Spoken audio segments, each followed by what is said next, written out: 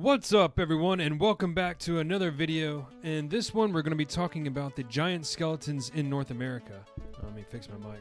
Before, I think I might have mentioned in another video, the one regarding Stonehenge, that I think I said they were from Europe. I got that mixed up. I'm not sure why. But this is really interesting because supposedly the Smithsonian hasn't really been showing these bones. I think it was the Smithsonian. Let me see this real quick. Now this is on Archaeology World, so who knows? Yeah, the Great Smithsonian Cover-Up. We'll get to that point. It's because I guess they're not being displayed, and who knows? It's probably not even a cover-up. Maybe they just don't have confirmation that these skeletons are what other people say they are. Who knows? But you know how things go like that. So what I'm going to do is I'm going to take a look at this article. We'll break it down. I'm going to read those old snippets that you probably saw when I was like zooming past the article there, and we'll take a look at it.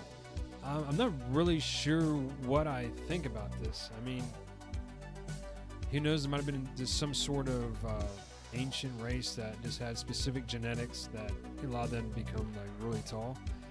But it seems like there might have been like a rather difficult amount, or it might have been rather difficult to garner the amount of nutrients to get that big. But then again, I guess if you're in North America thousands of years ago, there was plenty of game and you could have had really good nutrition. And I'm sure their teeth would have been actually very good as well, because I think a lot of our current issues with our teeth stem from our diet.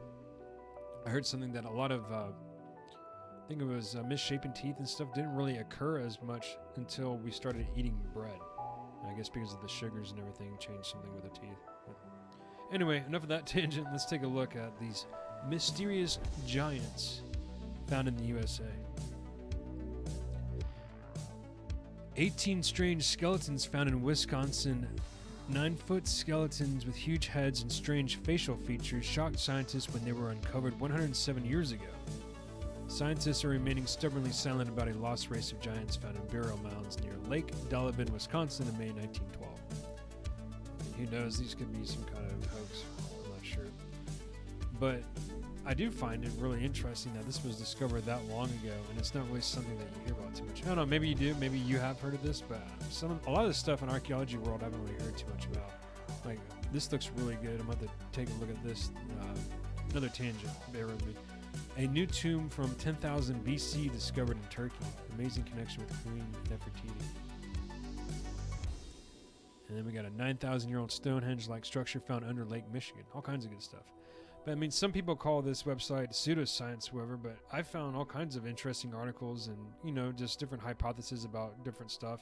I mean, that video about Stonehenge, was that a peer-reviewed research paper? No, but it was a cool, interesting article. So I think they got some good stuff. Anyway, let's get back to the article. The dig site at Lake Delavan was overseen by Beloit College, and it included more than 200 effigy mounds that proved to be classic examples of 8th century woodland culture. But the enormous size of the skeletons and the elongated skulls found in May 1912 did not fit very neatly into anyone's concept of a textbook standard. They were enormous. These were not average human beings. And that's another unfortunate thing about science. I mean, growing up, we always hear about those tales from like back in the day when scientists and different individuals that went against the grain, they were always persecuted and told to shut up because, you know, they weren't, you know, telling the standard thought of the day.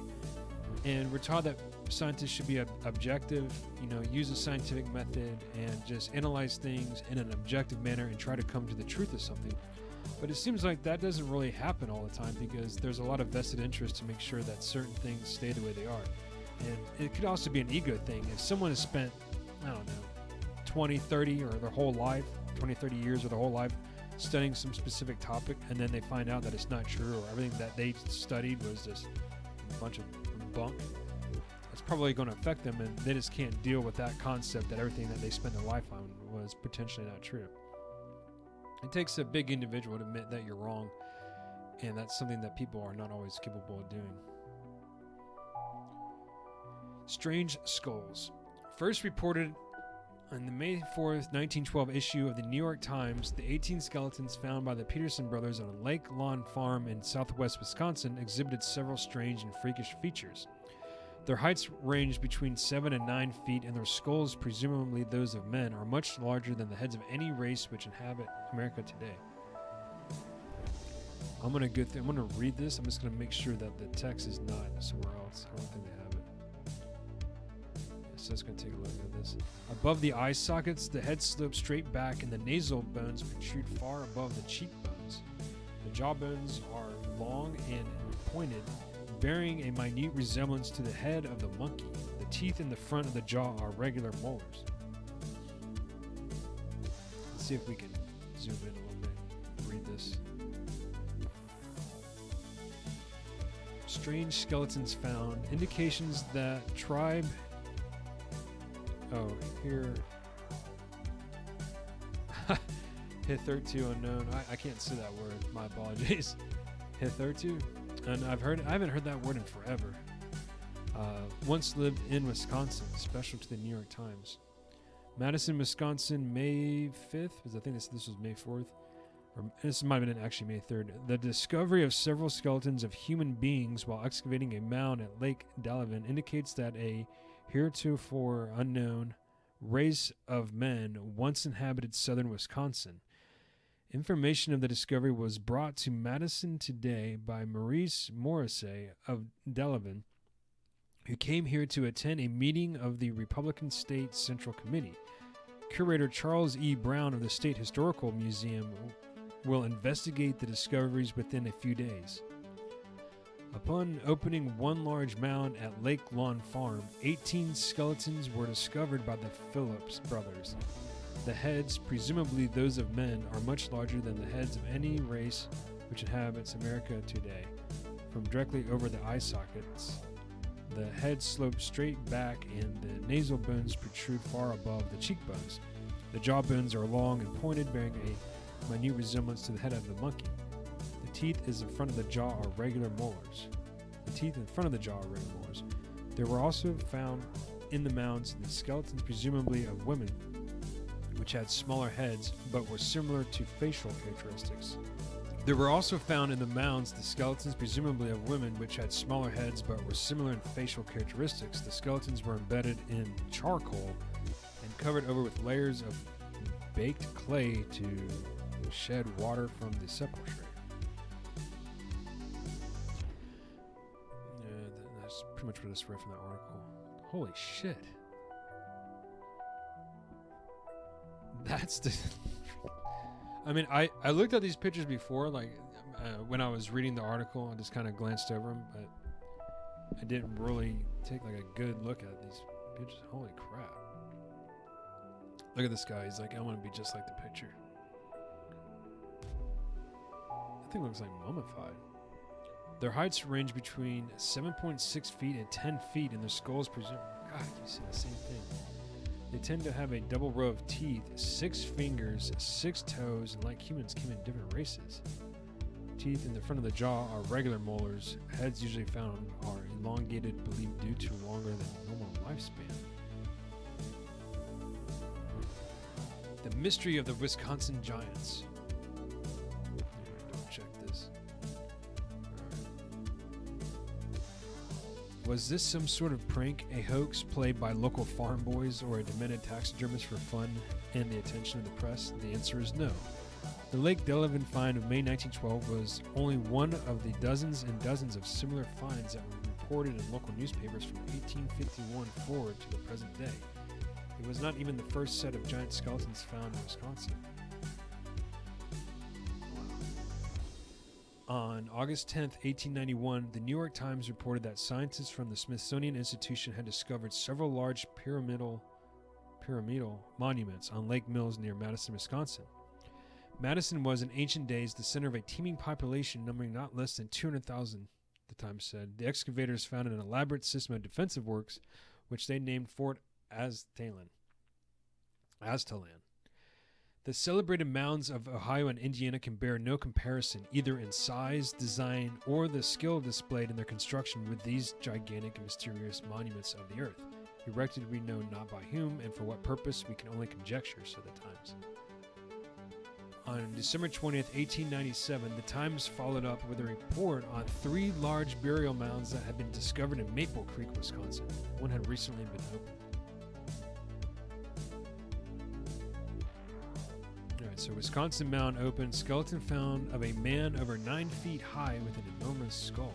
Maple Creek, Wisconsin, December 19th. One of the 3 recently discovered mounds in this town has been opened. In it was found the skeleton of a man of gigantic size. The bones measured from head to foot over 9 feet and were in a fair state of preservation. The skull was as large as a half a bushel measure. Some finely tempered rods of copper and other relics were lying near the bones. The mound from which these relics were taken is 10 feet high and 30 feet long, and varies from 6 to 8 feet in width. The 2 mounds of lesser size will be excavated soon. Man, that's pretty crazy. That's a pretty cool discovery. That's awesome. Like I kind of talk about this quite a few times in these videos, but I always think it'd just be really cool to discover stuff like that and to discover like these, potentially long lost humanoids of some type. That's just really cool.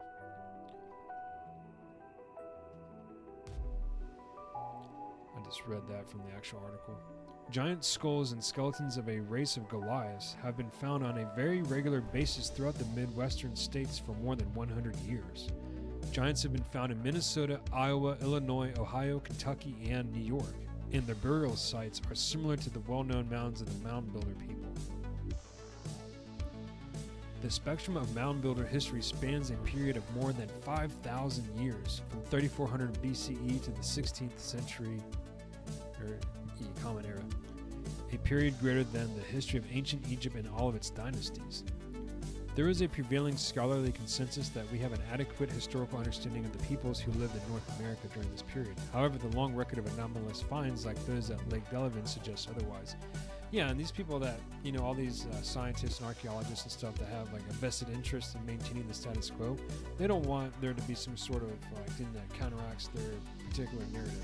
At least that's my opinion. That's what I think. I mean, not all of them, but I think there's probably, quite a few. This is like a well-documented occurrence throughout history. Whenever there's any kind of new discovery or something that just goes against the grain, it's always suppressed. It just always seems to be that way.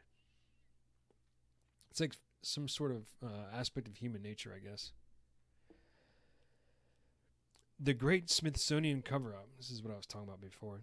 Has there been a giant cover-up? You get it? Giant cover-up. Why aren't there public displays of gigantic Native American skeletons at natural history museums? The skeletons of some mound builders are certainly on display. There is a wonderful exhibit, for example, at the Aztalan State Park, where one may see the skeleton of a princess of Aztalan in the museum. But the skeletons placed on display are normal size, and according to some sources, the skeletons of giants have been covered up. Specifically, the Smithsonian Institution has been accused of making a deliberate effort to hide the telling of the bones and to keep the giant skeletons locked away. I wonder specifically, why are they locking them away? I mean, if you're at a museum, and the Smithsonian's a very famous museum, and I'm sure they're doing fine financially, but, you could have some exhibit like this, they could probably draw a lot of people. And they might even look into doing some kind of cryptozoology exhibit.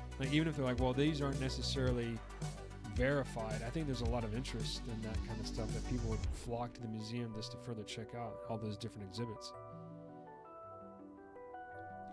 In the words of Vine Deloria, a Native American author and professor of law, modern-day archaeology and anthropology have nearly sealed the door on our imaginations, broadly interpreting the North American past as devoid of anything unusual in the way of great cultures characterized by a people of unusual demeanor. The great interloper of ancient burial grounds, the 19th century Smithsonian Institution, created a one-way portal through which uncounted bones have been spirited.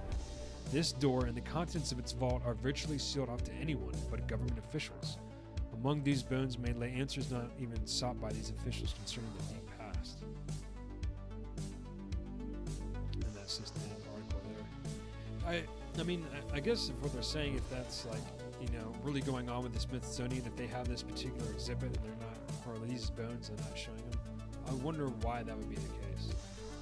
I don't know. Unless they're just unsure of the validity of those bones, or they don't want to show them for whatever reason. I'm just really not sure.